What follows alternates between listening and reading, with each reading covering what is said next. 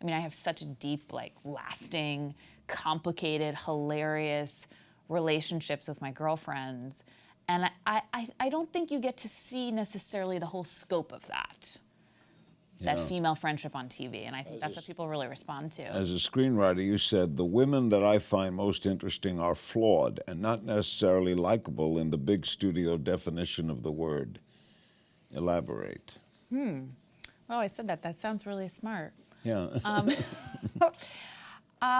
Well, I think this is changing, but I think there was this idea that women have to be, you don't really see the female kind of anti-hero.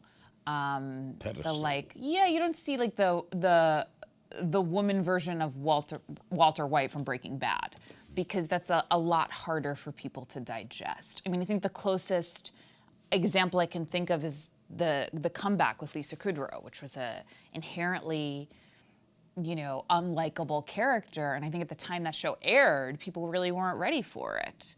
I thought it was a work of genius, but I think people, couldn't quite get on board with her. And again, I think that's changing. But to me, the version of the romantic comedy where the lead woman, loves dogs and just wants the guy and is great at her job, and it doesn't really have the flaws that most of us have, it's just not that interesting to me. Grace and Frankie are very well written, right? I think so, yeah. Yeah. Watch new episodes of Larry King Now Monday, Wednesday, and Friday on demand on Aura TV and Hulu.